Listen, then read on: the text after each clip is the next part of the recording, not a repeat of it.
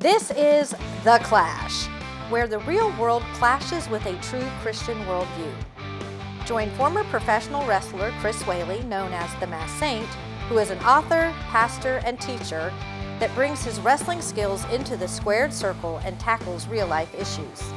Along with Jeff Dixon, best-selling author, internationally known teacher, leader, and pastor who is not afraid to tackle the tough issues of the world we live in. Together they form a tag team of wisdom in The Clash.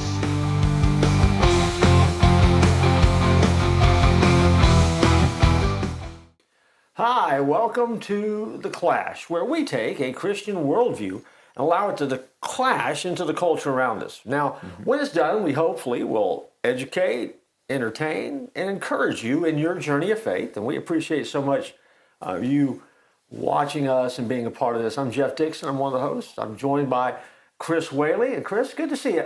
And here's what I think a lot of our audience knows, that you've done something and I've done something that everybody thinks they can do. Mm-hmm. They can write a book. Mm-hmm. Now, you tell me, how, you've written not just one book, though. You've written multiple books. How does that work for you? What is your process? Is it easy? Is it hard? How's it going? Yeah, Jeff, it always starts for me with an idea. Okay, just a single idea. I get this idea, and then I just kind of let it cook in my brain for a while. Let it cook, and every now and then, when I get that pad, I'm still old school. I just start writing things down, and then it just kind of grows into that process of, okay, this would make a good chapter. That would make a good chapter, and I just start putting it all down, and then one day get all those notes, put them in order, and start going. Okay, you type it yourself though? You beat it out? Yeah. Okay. Now, how's it? You, my friend, are a best-selling author, and that gets you. have written more than twice as many books as I have. Yeah. How does it work for you? It pretty much the same way. You get an idea and you let it just kind of sit in the back of your head and you hold on to it. Mm-hmm. And then at some point you realize, okay, I've got a little bit of a window here. Can I develop this idea a little bit more? And it starts to kind of resonate. And I don't get out a legal pad, but I'm a journaler. So I'll grab a brand new fresh journal, crack the cover open on that thing and just start making notes, very similar, of ideas, concepts, scenes, character, and then eventually kind of start outlining it a little bit before I ever start typing it. And that tends to... And you type it yourself? I do type it myself, yeah. I had typing in high school. I did, yeah. Where they had no letters or numbers on the keys. You remember that? Yeah. And so you would do that, and of course, I have no idea what I typed in high school. I was led by the Holy Spirit, and you had to have an interpreter. But later on, I could start looking at the keys. I started with 2 fingers, and I can use them all now. It's pretty interesting. It's my own style. I call it the Jeff method. But the Dixon style. Yeah, there you go. But I beat out the book and then let it run. So it's interesting. Now, are you working on anything now? You got anything going on? I've got a couple things. Yeah, a couple any things. Sneak previews you want to tell us about? We're sitting here. I'm actually working on a sequel to my Christmas book, Harold's Heavenly Christmas. I'm working on a sequel for that, and it's got wrestling in it, so. Okay. Makes it more fun to write when it's got wrestling in it. Will we see it this Christmas? No. Okay. No. I've got way down the road yet. Yeah, down next Christmas. Next Christmas. That's the goal. Yeah, that'll be great. Next Christmas. But you're working on it right now. Yep. Sneak preview right there. How about you? Yeah, as a matter of fact, I've got 2 in the works. Oh, in really? the Disney series, right? The Dixon on Disney series. I got 2 in the works right now. One is the sequel to the last novel, the full novel I wrote, called Saving the Magic Kingdom, because while people really loved the book and they were encouraging, they kept saying that had to be the worst ending I've ever read or anything you've ever written, because there were so many things left undone. And there's a lot of reasons for that. Probably another episode we can talk about that. So I'm actually writing and I'm wrapping up all those things. So if you read the book and you didn't like the ending of it, hang on, one day, someday, there's a sequel coming. Yeah. Very good. But I'm also writing another Christmas novella. Oh, okay. I've released 2. This one will probably be out by Christmas. Oh, wow. Where the characters have found, you'll love this, a piece of the original manger from Bethlehem. Really? Yeah. Called That's The Cradle awesome. of Hope is what it's called. Wow. That's not the book's name, but The Cradle of Hope is what that relic is called. Wow. And so, as you can imagine, that's a pretty valuable, Yeah. high energy. So it becomes an action adventure Christmas novel. It's not Die Hard, but it's fun. Yep. You read any good books lately? I have, and I'm reading right now the new Dan Brown book, Secret of Secrets. He wrote Da Vinci Code, which I thought was wildly entertaining and incredibly blasphemous. But at the same time, I really enjoyed the book, and it led to a sermon series for me, so it was great. But and the Secret of Secrets is dealing with human consciousness, which is really a fascinating. I mean, I like the fact that he makes me think, and he doesn't write from a Christian perspective. So I'm listening to it, trying to figure out, okay, but this has some spiritual connotations. I mean, this guy's kind of knocking on the door of heaven. I'm not sure he's going to get kicked across yet, but he's saying some stuff that's pretty interesting. So I'm reading that right now. Good. What about you? Well, I've got one I have read. Last week we interviewed Mark Marrow, Yeah. and we had so much with Mark that we've actually got another one tonight. What? And Mark's back? this is that book, Oh, Mark man. Marrow. It's Bad to Good, the inspiring story of a wrestling wild man. But that book is a special book. Yes. Because you're the only one that can have that book. Yeah, it's got Look at his, that. Yeah, that's pretty cool. I mean, and it's not just an autograph. Yeah. He wrote you a letter. Yeah. He wrote you a book in a book. Yeah, he's a good guy. Well, He is. since he did that, I think we ought to have him back. Yeah, yeah. Let's do another with him Okay. right now. Guys, we are excited once again to continue a conversation with Mark Marrow, great friend of The Clash, great friend to you as our audience. And so let's jump in. Okay. Chris, I was just sitting around wishing I had something good to read during the Christmas season. You got any suggestions for me? I have. It's called Harold's Heavenly Christmas. Wow. And it's a book that I wrote, and yeah, I'm still hoping that it's going to be on Movie of the Week, and script's already been written for it. So just a feel-good, great book. If you like to watch those Christmas movies, you will love Harold's Heavenly Christmas. Okay. It's about a firefighter who dies and becomes. If you liked It's a Wonderful Life, Harold is the new Clarence. Wow. All right. Well, thanks for the suggestion. Yeah. And why don't you take that one too? Harold's Heavenly Christmas, and enhance your Christmas holiday reading. Mark, in the book, you mentioned this a minute ago. You talked about the good, the bad, the ugly with relationships and people that you didn't always get along with.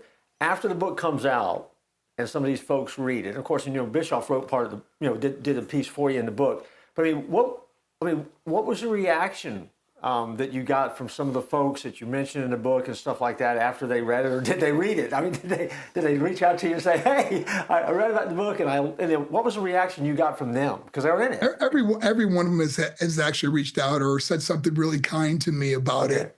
Thanked me for including them in the book, which I was blessed to hear.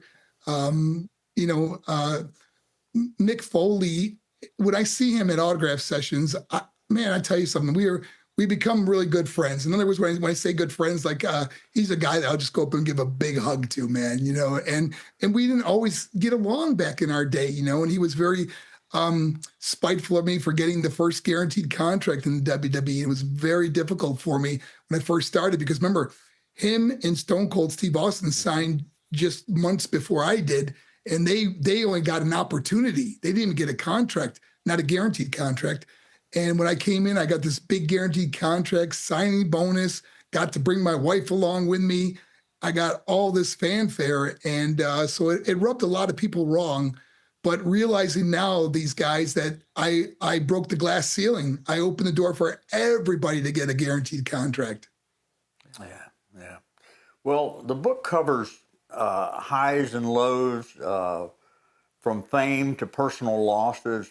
If you could go back and give advice to your younger self during those wild man years, what kind of advice would you give to yourself? Well, first of all, stay away from drugs, man. It just takes away the person you are. I don't care how strong you are. I don't care how popular your charisma, whatever it is. Drugs just destroys everything, and it took away so many years of my life that I will never get back. And that's one thing I'm now 23 years clean now, and it's the greatest feeling to live clean and be happy and just help other people. There's no greater joy than helping other people. The greatest commandments God gives us is love God and love people. And that's what I do. Yeah, great.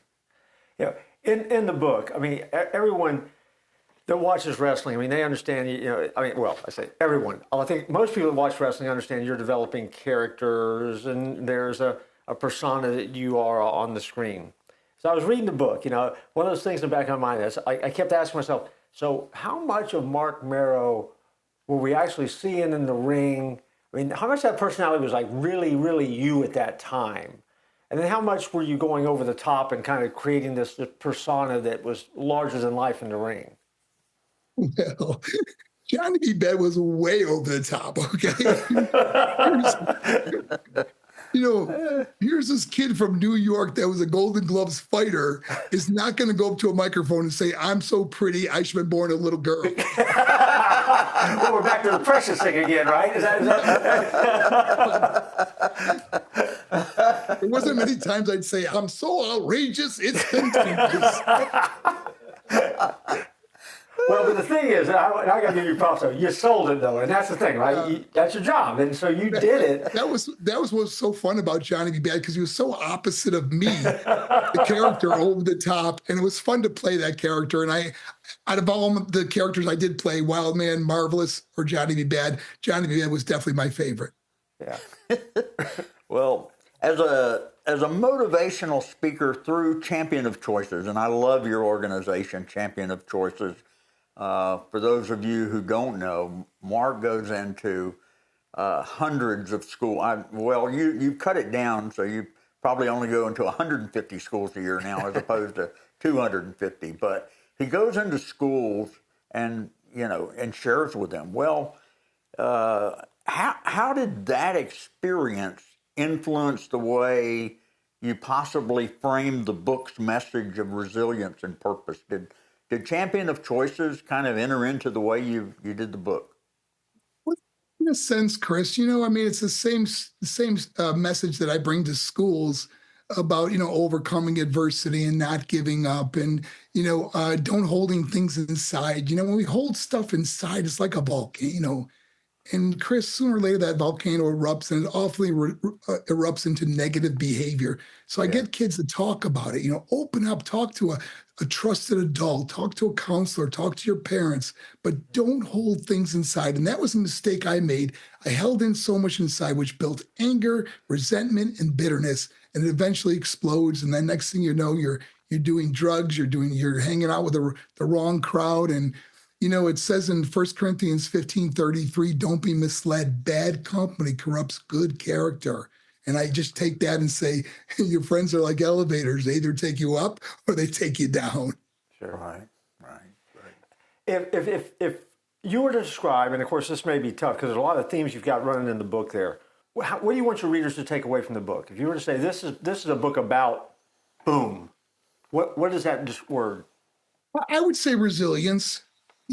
Obviously I didn't give up. There was times that I felt like I was at rock bottom, and I wrote about that in my book when I basically just got on my, the tallest I ever stood was when I got down on my knees and asked Christ into my life.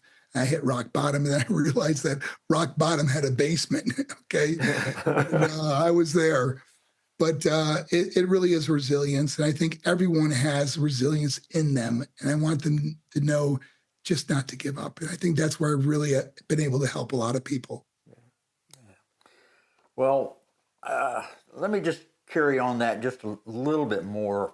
Faith and overcoming adversity are central themes in your book. But I wanted to ask, how has your spiritual journey shape the narrative, and what role did it play in your real life triumphs? Well, obviously, Chris, through prayer and just reading and trying to live a good life. There's just something about when people look at you and go, how do you do this or do that, or how do you get through this or whatever, and I can always point, my faith. It's it's a choice for me, and my program at school is called Choices.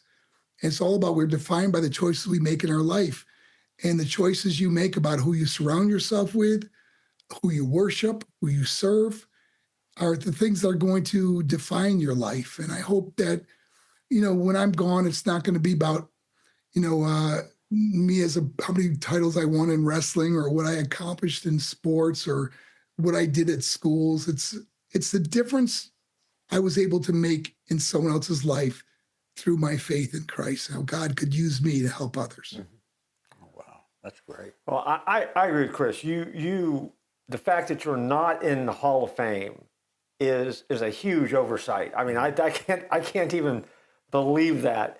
And I actually thought about that this past year when I was watching the ceremony. As we kind of introducing folks, I was just thinking, well, why isn't Mark in the Hall of Fame? Yeah. And that certainly is. I mean, that's certainly a part of your life. This book, and again, it's an excellent book, and the folks haven't got it, they need to get it. But you just tapped into it. Talk a little bit more, or if you wouldn't mind, about what do you see your legacy being? Where are you aiming right now to go? Because all the things that you've done in the past are part of that legacy. You've taken those stories of struggle, failure. You've turned them into triumph. You talk resilience, and you're sharing with kids. I mean, is it more of the same, or is there something even beyond that you're trying to get to right now?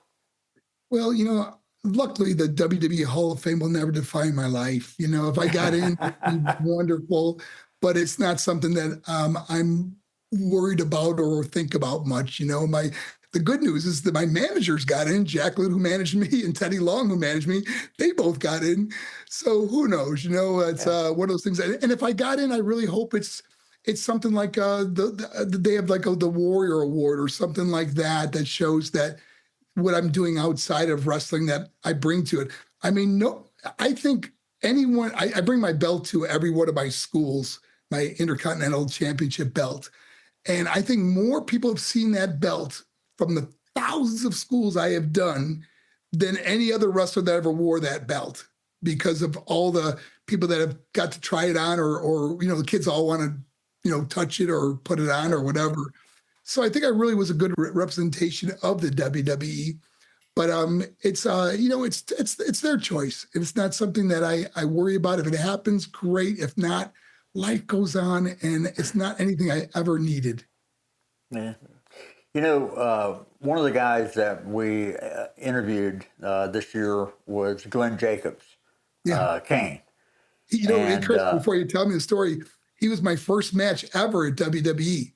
Yeah, wow. Yeah, that's what I'm getting to here. I didn't know if you knew that. That's a plan. What? Well, I worked against some big guys. I worked against the Undertaker, who was a lot taller than me, and I worked against several guys that were a lot taller than me. But Glenn Jacobs, man, he's right at 6'8", 7 foot, somewhere around there.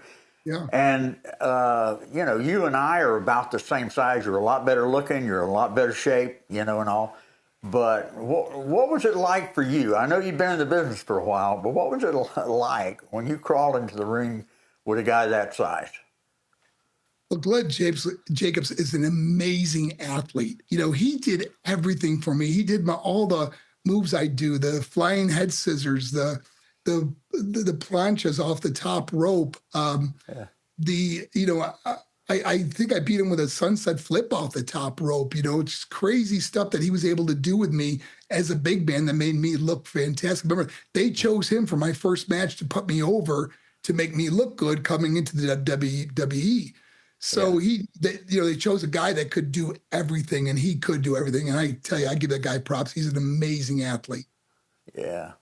Yeah, that amazes me that you were able to get up that high to do some of that stuff, because He's a big boy. big guy. Yeah. Go ahead, Jack. Well, this question really is not book related. It's about just wrestling today. I mean, the landscape of wrestling has really changed a lot. And I mean, do you still watch? Are you engaged in, with the different companies that are out there now? I mean, how connected are you to what's going on out there?